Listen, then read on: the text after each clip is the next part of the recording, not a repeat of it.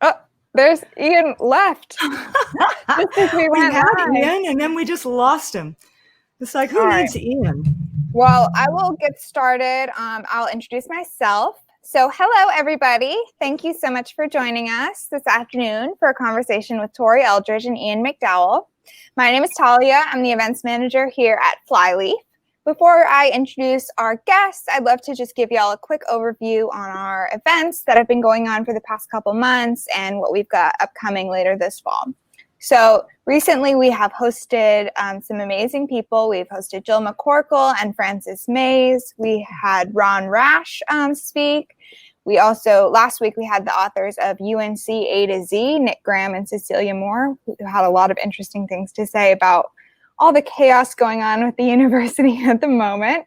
And if you missed any of those events, you can catch up. We have some of them, the earlier ones on our Facebook page, and then we switched over to Crowdcast. So you can check out our profile for the UNC A to Z event and as well to see everything that's upcoming later this fall.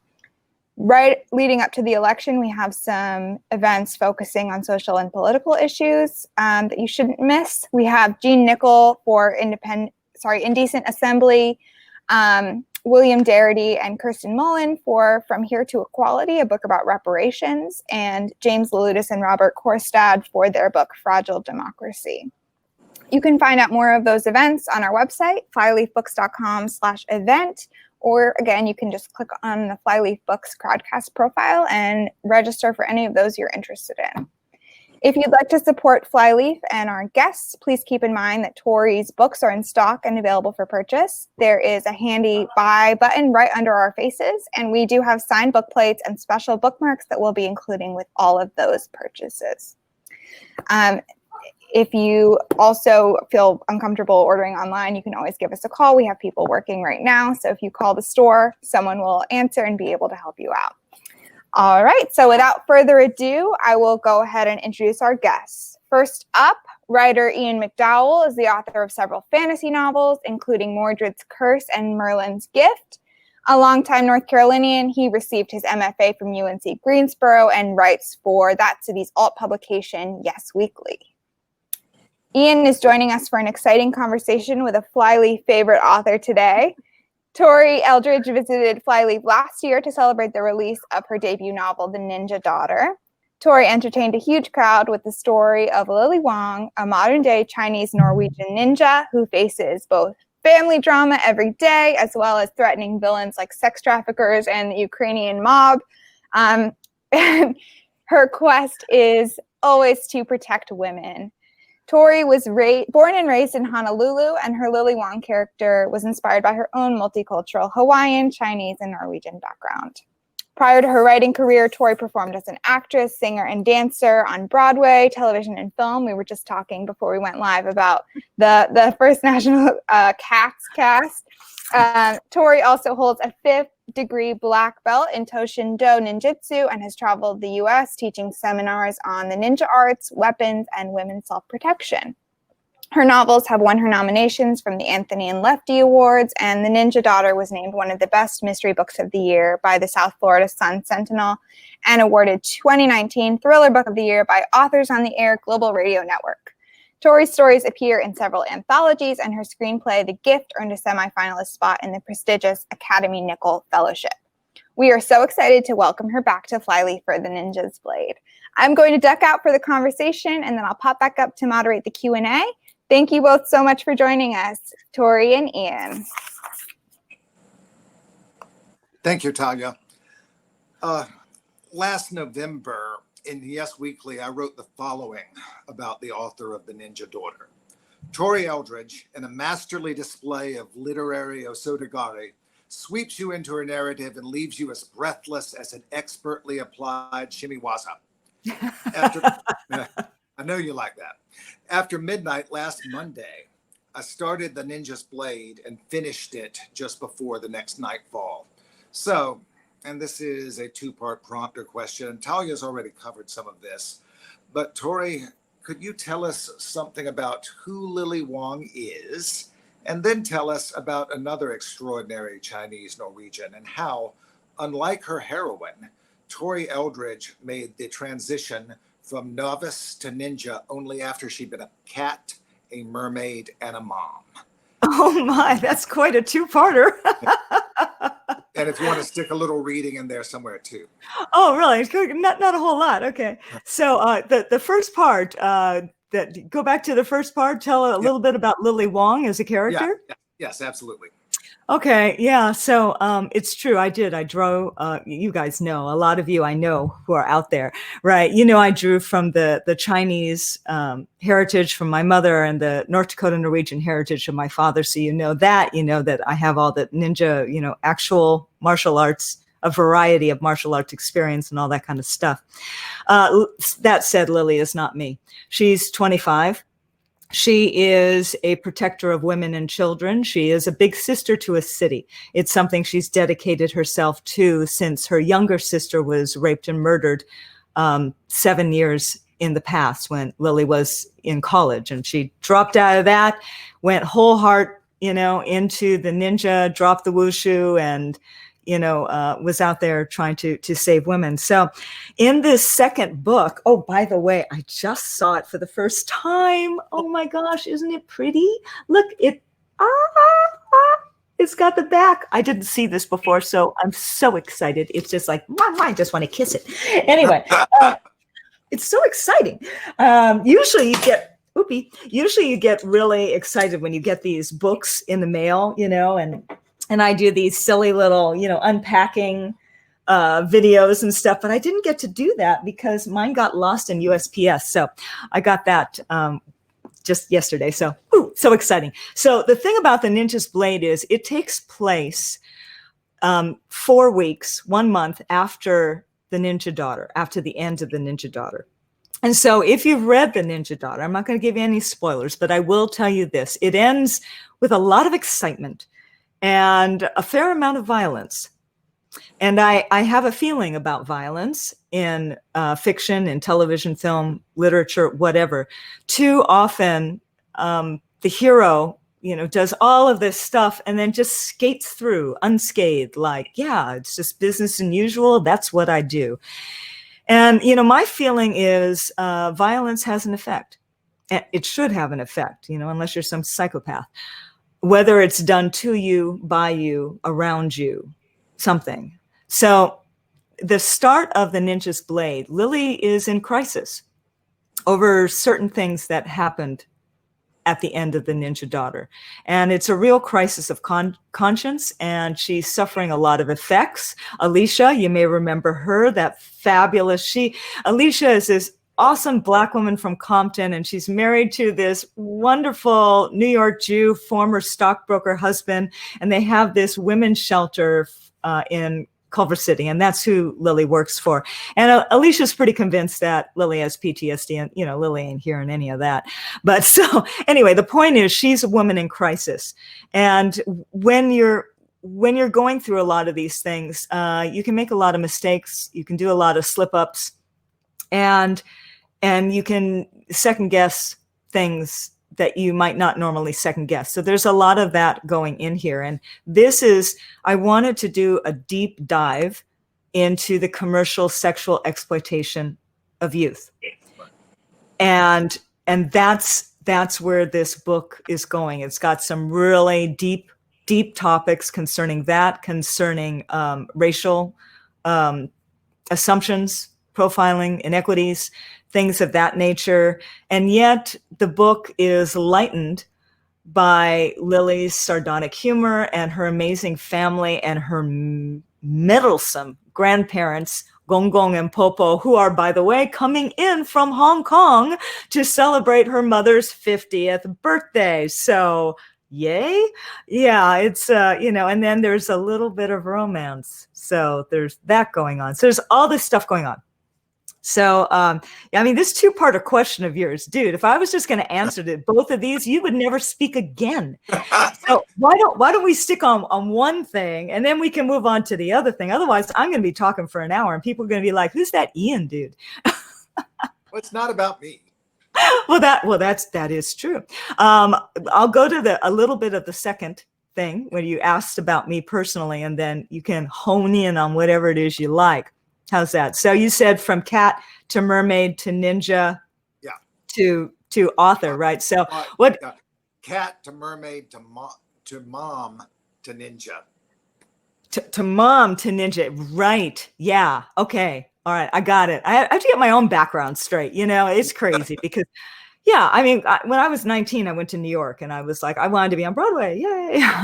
and I did. A year later, I was opposite Michael York in The Little Prince and The Aviator, and that was cool. I had an understudy role, and that was exciting. But the show was a bomb, and it closed in preview. And then I went on tour with Anthony Quinn, and that was really interesting. And and then did this Smile thing with Marvin Hamlish, and then I was cast in the original First National Company of Cats, which, by the way, is nothing like the film. I have not seen the film. I will not see the film. I have no interest in seeing the film. Please do not hold the film against me. But anyway, that was a long time ago. My God, we opened in December 1983. Yeah, old. So I left that company in DC and came to LA to try my hand at television and film. And I fell into the Love Boat. I had only been here 3 weeks or something. And they had this huge nationwide search, 8 cities, 8,000 women. It was like, what? And the man I married, Tony, some of you guys know him. Back at that time, I had just met him. And he was the one who said, go, go, go. And I'm like, it's just a Hollywood stunt. They already cast it. And they had indeed cast a few. But by the end of that night, I was one of the 8 Love Boat mermaids along with Terry Hatcher. So that was fun, and did some other things, like a television pilot and, some stints on a, cable series. And then I was invited to do the motion capture for Final Fantasy, The Spirits Within. So, all you little Final Fantasy nerds out there, you know what I'm talking about, right? It was fun. That was groundbreaking motion capture. First time motion capture was ever done for an actual performance. I think something like 98% of that movie was captured. So it was so innovative, and I was excited to be part of that. And then I did some voiceovers, and my husband and I got married, and he became a producer, and we got all these screenplays that came in. And I started reading them, and he was the one who said, you should write. And that's when I started writing screenplays while I was doing my little projects, and I was raising my kids and teaching singing with my son crawling under my feet. And then when he was old enough, I put him in karate, and I became one of those moms on the bench. Yeah. And then, after watching that for, I don't know, a month or month and a half, I was like, I got to try this. And, I took to it. Boy, did I take to it. The first class was, like crazy. And I never turned back. And so I was doing that, and I went from Tong Soo-do. And while I was doing that, I was also doing kickboxing and some Brazilian jiu-jitsu and some boxing. And then I was introduced to Toshindo, the modern evolution of ninja arts, which I know many people in Chapel Hill are doing, and in North Carolina, because we have such amazing quest schools out there, Toshindo schools. So you guys you non-ninja who are interested, you can look it up, and you'll find all these quest centers, Toshindo centers right there in your neighborhood. You have a very safe state, North Carolina, very state. A lot of heroes, a lot of ninja heroes in your state. So I love that. And and so, I wrote a nonfiction book and did all this stuff. And then I got that fiction bug, and I went back to that. And there was a novel that I had written 13 years in the past based out of that semifinalist screenplay. And I went, I'm ready. I'm ready to do this business of writing, but for me, it was all or nothing. So I didn't want to do the business of writing back then because I had just been introduced to martial arts, and, I had my kids and everything, and I'm an all or nothing kind of person. But at this point, it was just before my 50th birthday, I decided, this is what I want to do. So there you go. There are your 2 questions. Terrific. Toshindo was Chuck Norris's art, wasn't it? No. Chuck Norris did Tong Soo-do, and that's where I started. Yeah. In fact, That's what I meant. My teacher also trained with Chuck Norris, and then the Tong Soo Do, the Federation split, and so Chuck Norris had one, and the Tong Soo Do Federation had another, or whatever it was called, led by anyway.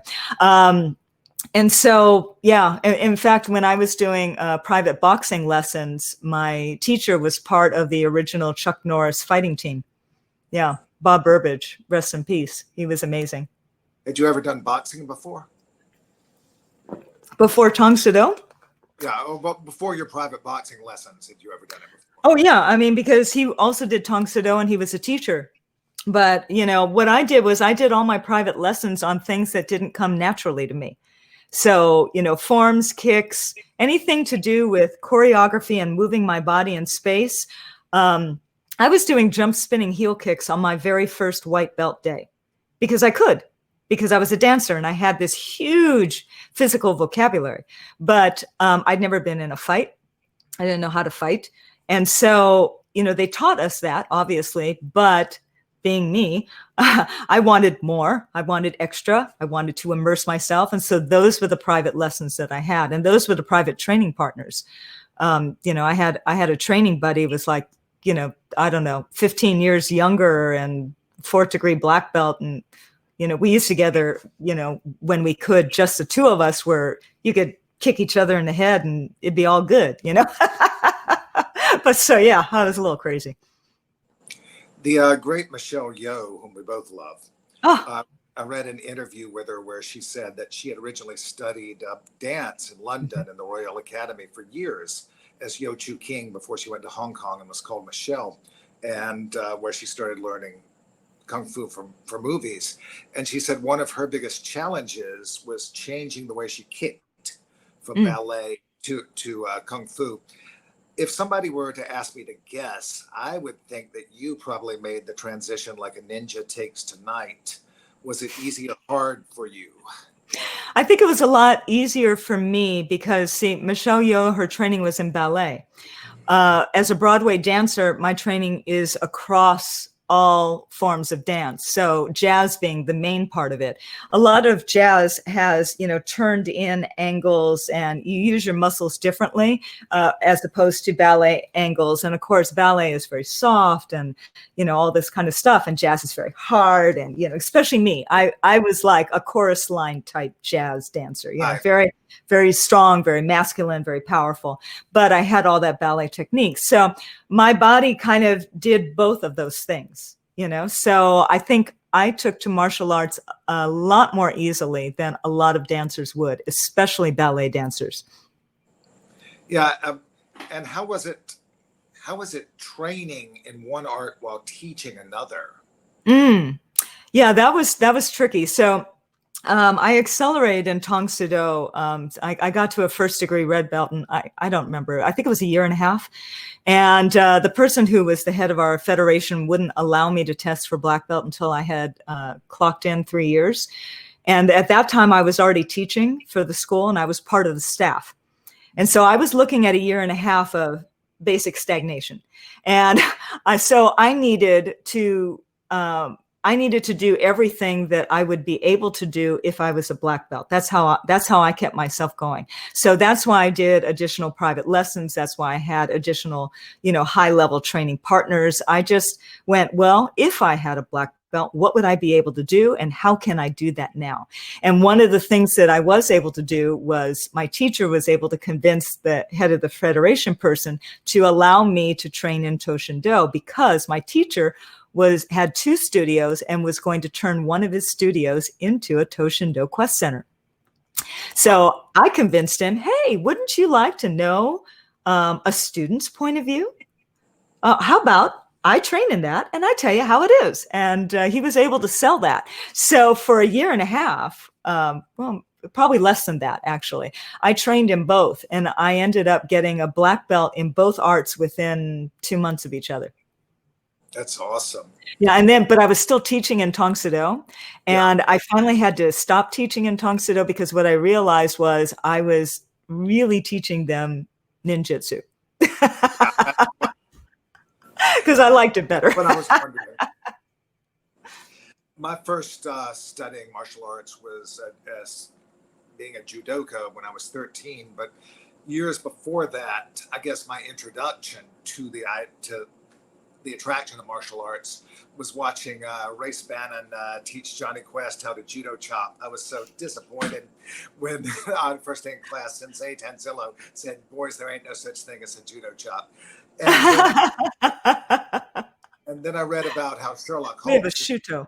yes, how Sherlock defeated Professor Moriarty with Baritsu, or he said Baritsu, a Baritsu throw. Did you have any pop culture introduction to martial arts before you actually practiced them?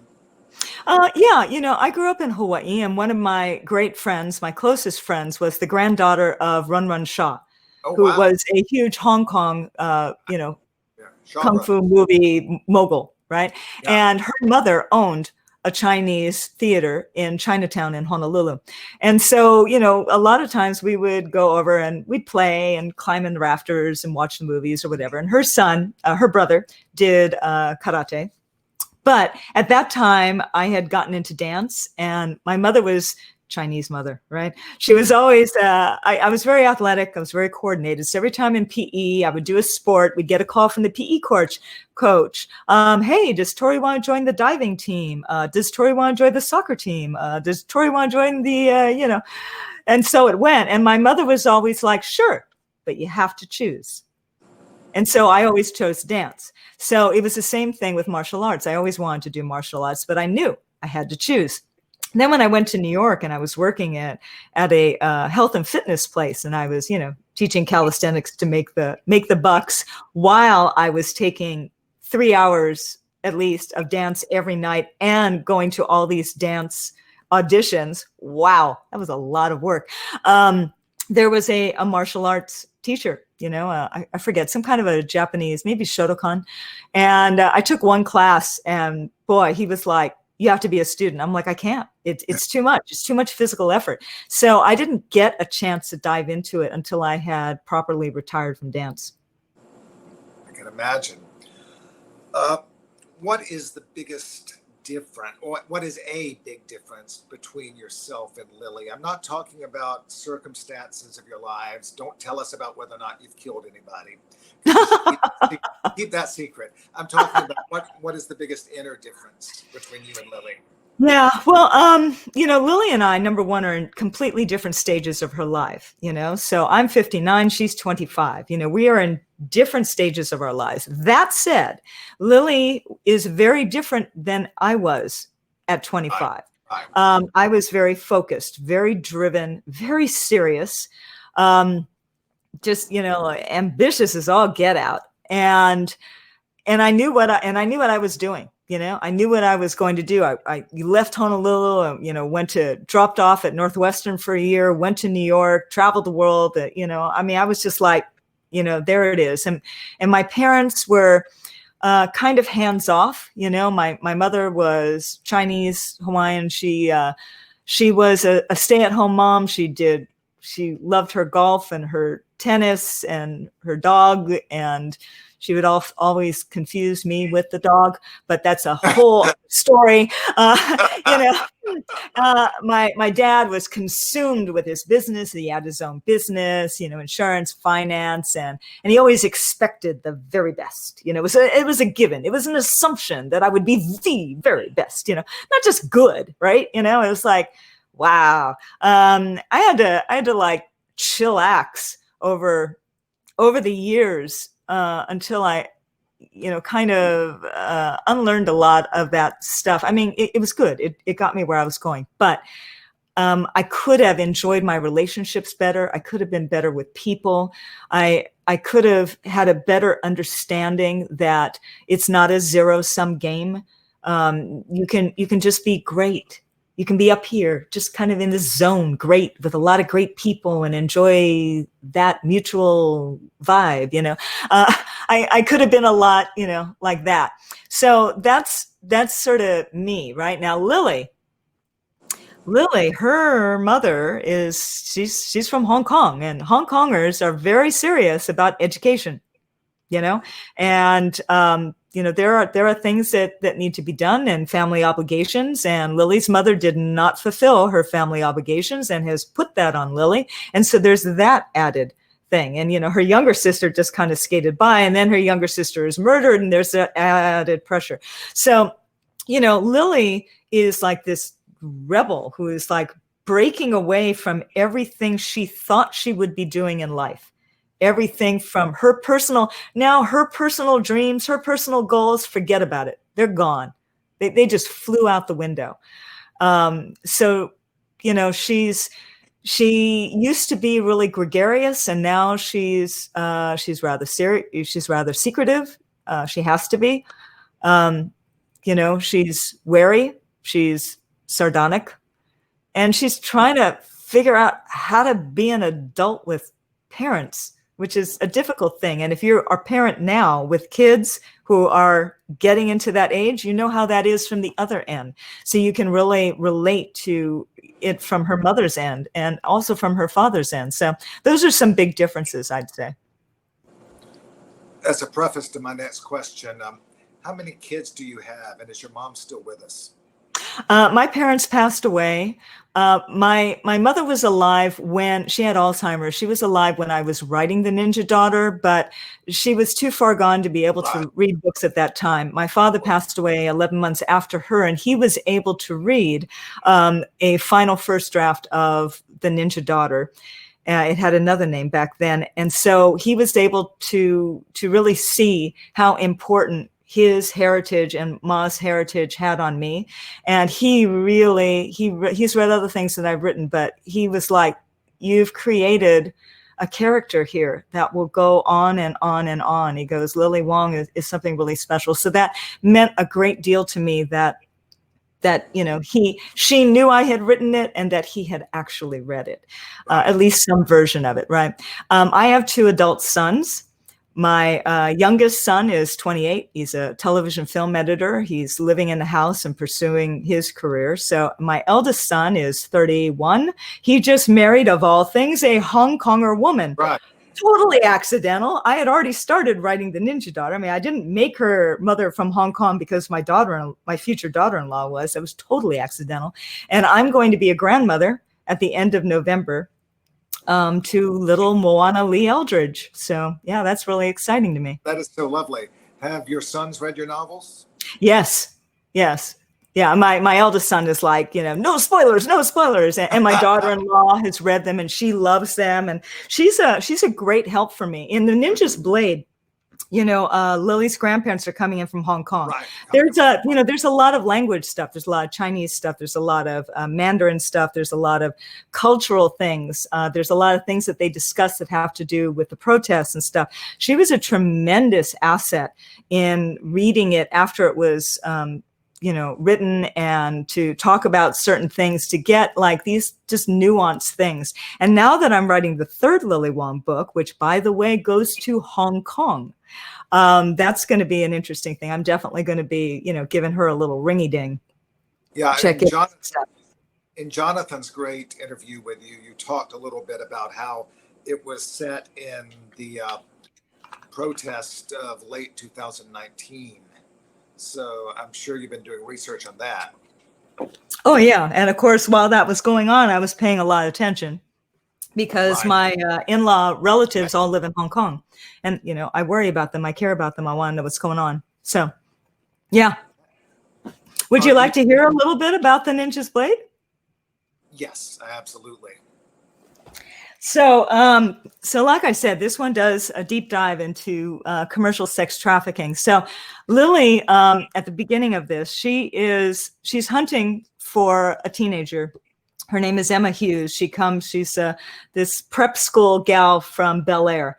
And she had left the life and was abducted, and that becomes the quest. Lily is finding Emma Hughes. And on the way to that, she is discovering, she's meeting a couple of other characters. I want to tell you that this book came out of research. So I knew I wanted to do this. Because I touched on The Ninja Daughter and I wanted to learn more about it, specifically in Los Angeles. So I started researching, and I probably researched for a couple months.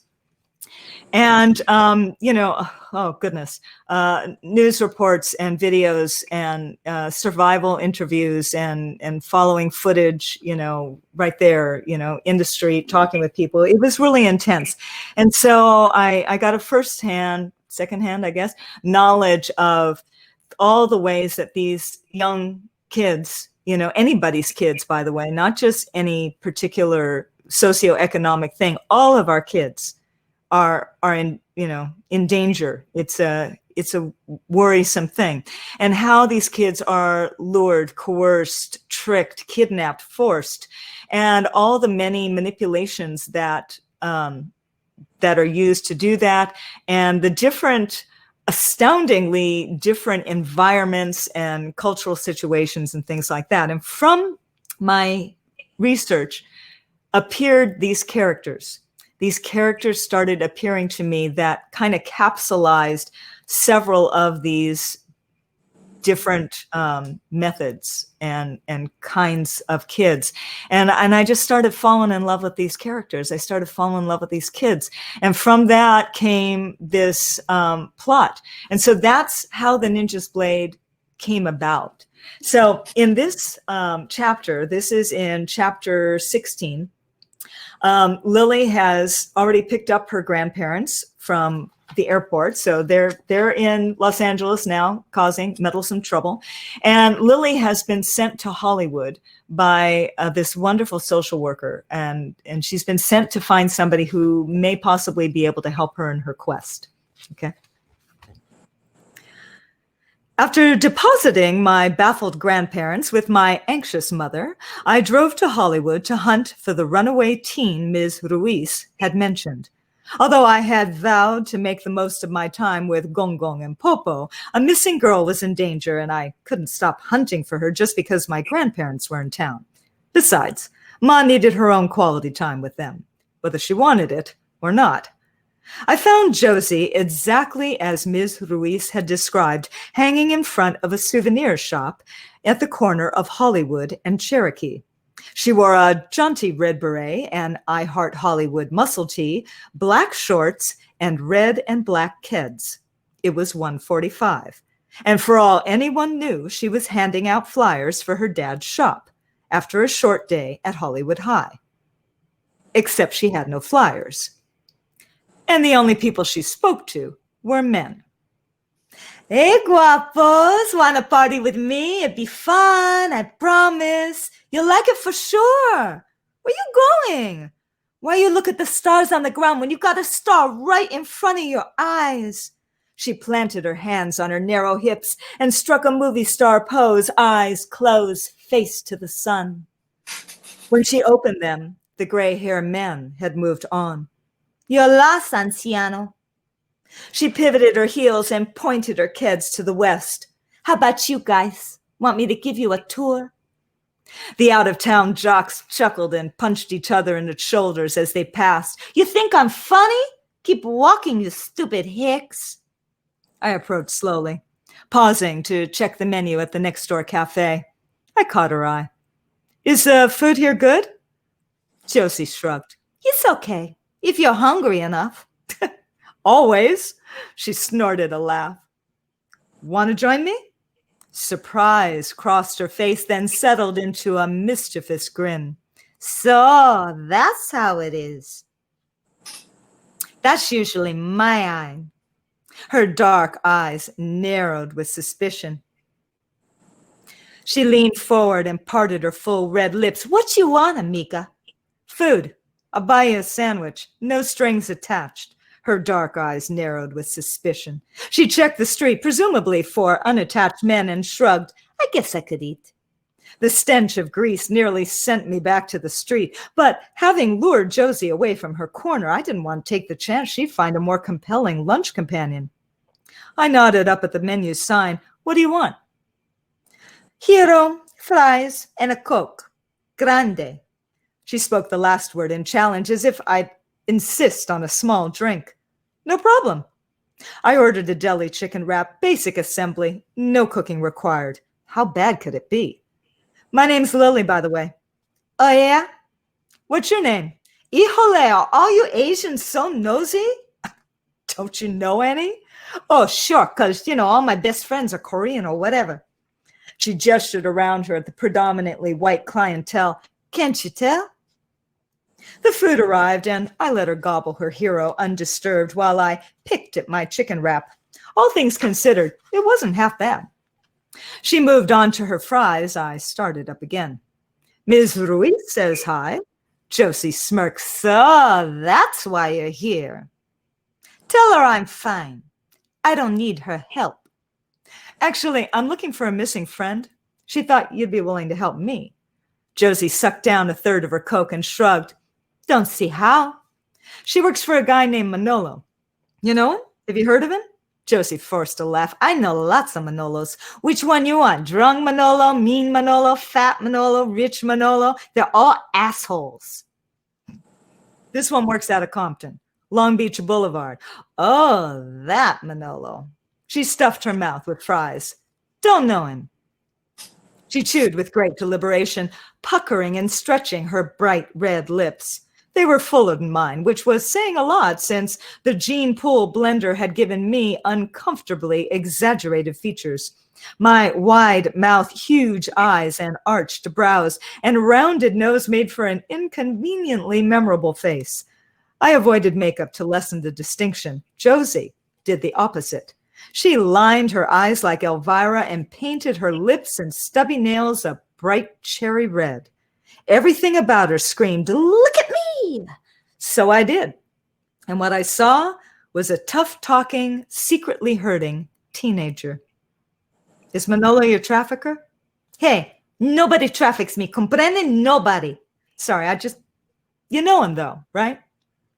Josie stuffed her mouth with more fries and sucked down the rest of her Coke. Thanks for the food.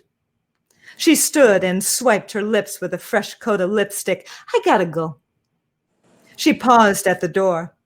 Mira, has it ever occurred to you that this chica of yours doesn't want to be found? But what if she does? I can't just throw her away. Why not? People do it all the time.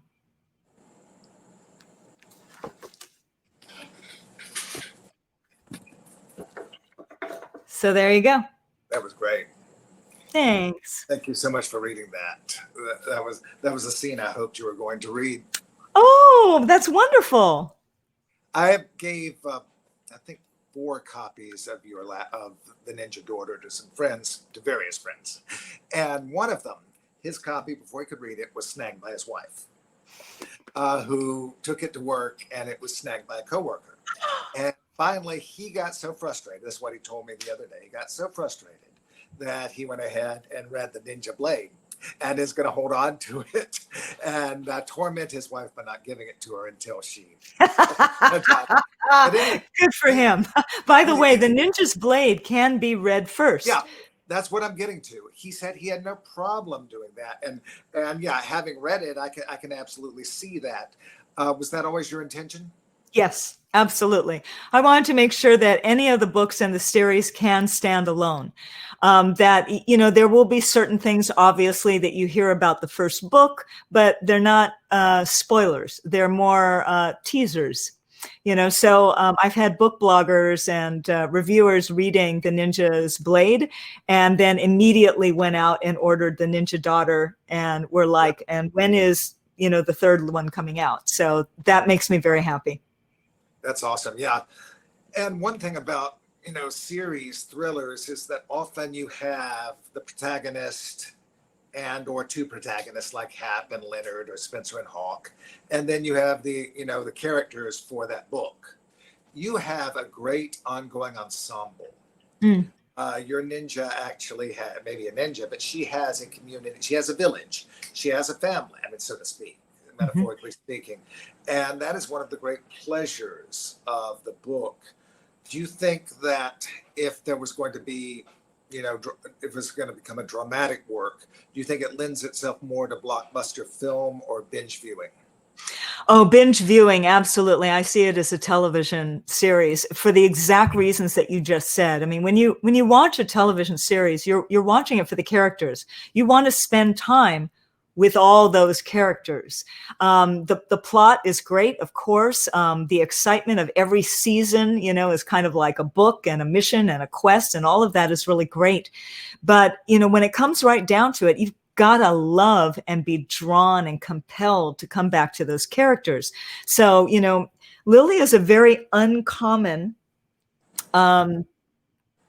protagonist for a crime fiction, especially one that's right on the edge of vigilantism. I don't personally think of her as a vigilante because she's not out to enact justice. She's not out for retribution. She's not out for punishment, right? She's a protector of women, but she is, of course, outside of the law, but she also kind of works with the law a little bit in The Ninja's Blade. And that's a new thing for her. She has a very complicated relationship with law enforcement. But so that what makes her really unusual is, unlike the typical, John Wick or, Dirty Harry or whatever, her family wasn't wiped out. They're still there. She lives above her she lives above her North Dakota Norwegian father's authentic Hong Kong cuisine Chinese restaurant. Yeah.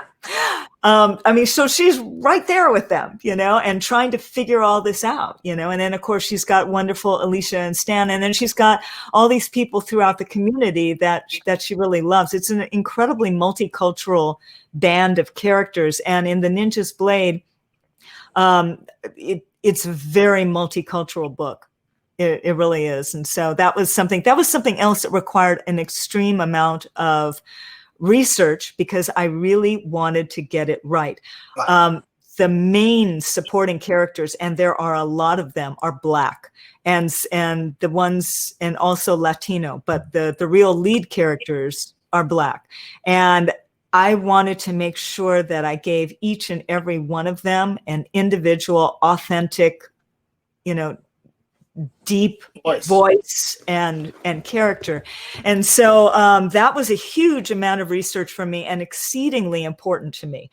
And I spent a lot of time, I submerged myself in the culture from all different points of view. As, if I were that character at that age of that culture, what would I be reading? What would I be watching? What music would I be listening to? What food am I eating? What videos am I watching? That's what I did. And with, a lot of, other ancillary things. And so that was really important to me. I just did a conversation with Rachel Housel Hall, who is an amazing Black Los Angeles author. And I was very, it really warmed my heart to hear her say, these particular Black characters in person. She goes, I know them. She goes, how did you get their voice so clear? She goes, what did you do? Go to a mall and just like spy on a bunch of Black teenagers? I'm like, hilarious. I'm like, close. So, yeah. Yeah, I think that's one of the great things about it, that you don't use that, or that you write with such empathy, and you let people speak for themselves. There's a thriller series that I was reading years ago where the hero has a young Black protege whom he and you get the hero's thoughts on how much he doesn't like the rap music the kid is listening to, and he introduces him to Lady Day, Billie Holiday, and you don't have that kind of thing going on. I mean, obviously you have a younger heroine, but she's not trying to impose her author's viewpoint, her author's culture and taste on the other characters, and I thought that was marvelous. And Lily is a very empathetic person. She's an empathetic person, and she's the kind of person that listens. She wants to know, she wants to understand, and she loves the multicultural quality of her city. And so she approaches everything from that place of wanting to know and wanting to listen. And she's also the kind of person who is continually checking in with herself, which, by the way, I think is a very important thing for all of us to be doing at this time in history, especially in this country with the racial inequity and all of these things going on. We need to be checking in with ourselves. to check in and make sure that we haven't inadvertently stepped into some kind of bias, some kind of, profiling, some kind of assumption that doesn't need to be there. We need to check in with ourselves. So Lily is that kind of person. I have to tell you, this was also a very conscious decision on my part, and you'll find it very early on in the book, but I won't tell you how. It's very important to me. Let's put it this way. I invited the readers to check in with themselves by giving them a biracial champion of justice who is getting called out for racism and thinking about it in herself. And to me, it's like, if you can have a character like that, checking in and questioning, then you know what? I think we can all do that. We can all do that. And so that was a real conscious decision. But, Lily is just a very empathetic person. There are characters in this book, and your opinions of them are going to change. Like Lily's opinions of them change. The more you know about them, the more you learn about them. And all of the characters are fluid in that way. And so you just kind of, and I like that. I like that in fiction where you think you feel this way, and then you feel that way, and then you feel this way. And you know what? I want you to do that about Lily too. So one of the great things about Lily is that she listens and learns rather than lectures. Yeah. Definitely. That's what makes her so empathetic. Do we need to let Talia read some questions? Or? Ooh, that'd be fun. I know I have some friends out there. I don't have the chat thing in front of me, so I don't know who y'all are, but. Hey, thank you so much for that conversation and the reading. Let's jump into some questions. So I have here, let's see, a question from Tom. He says, Tori, how do you stay quiet enough to write for part of every day when you're such an active, and this is his words, not mine, almost ballistic human being? Yeah, I got a lot of energy. Yeah, it's basically only surpassed by my eldest son, who can run me into the ground. And it's payback time, because when his daughter comes out, I know she's going to do the same to him. And that's going to be fun.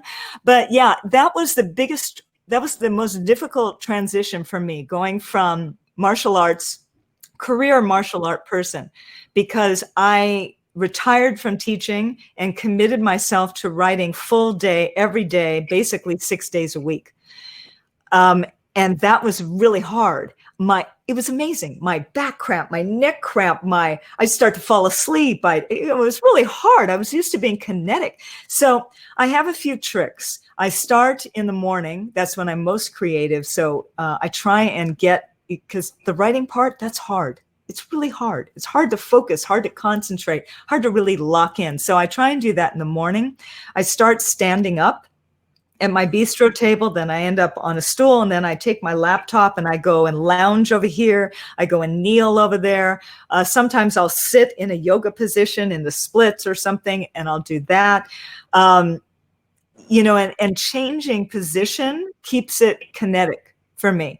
And if I'm working on plot, like if I'm an outliner and I start with chapter by chapter summaries and outlines and all this stuff. And when I'm working that out, I dictate into my phone while I'm hiking in the mountains. So anytime that I can combine physical movement and writing, it's very helpful for me, not only in my brain, but also physically, because writing can really cause a lot of tension.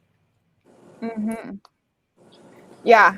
I love the concept of you hiking and dictating an outline into your phone. It's such a fun image, and it's so believable for you.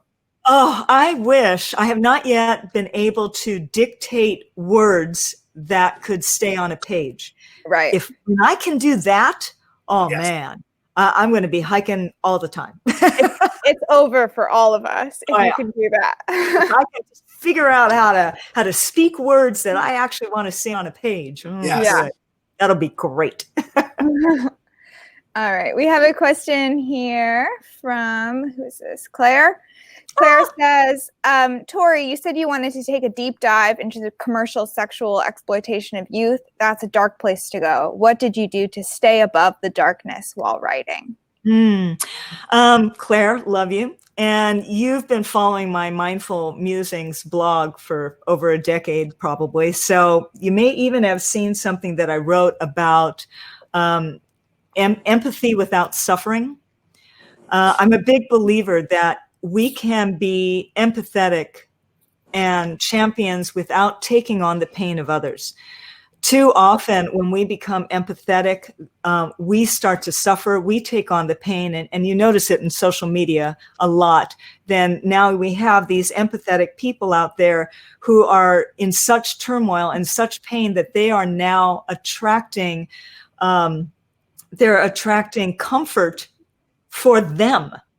Right? They're not even the people who need the comfort, but they're such empaths that now everybody now has to comfort them for Black Lives Matter, and it's like, no, them, that's where we need the focus on them. That's where we want the allies. So there's a difference between being able to really submerge and imagine and put yourself in that place and empathize without taking on that as your own trauma. And I do that in life. And so I do that in research. And I believe that helps me stay strong as a writer, certainly, but also as a person, it helps me to be a stronger ally and a stronger champion and a stronger supporter for my friends who actually are going through trauma.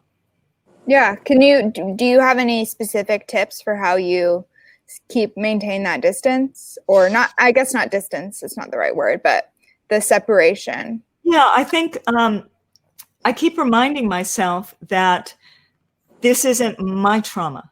Mm-hmm. Conversely, my husband will have like this great, exciting news, right? And he'll say, "Oh, did you tell Austin about whatever?" And I'll say, "No, that's your news to share.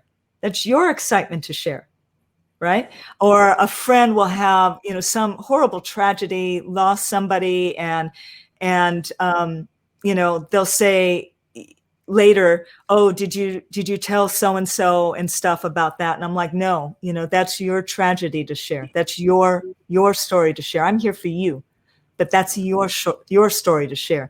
And so I keep focusing that attention, that comfort, that support on the people that need it, or that celebratory energy, again, on the people that deserve it, right? Mm-hmm. And so it's not a separation, it's just keeping in mind where the focus should be. Mm-hmm. Yeah, absolutely. I think a lot of people need to keep that in mind with everything going on in social justice, like you said, to keep the focus on the people who really need it, for sure. I think that's really important. Let's see, who is this? Sylvia asked Tori to build on Claire's question. This book is a work of fiction, but do you have hopes or goals of bringing awareness to human trafficking as a real world issue? Absolutely.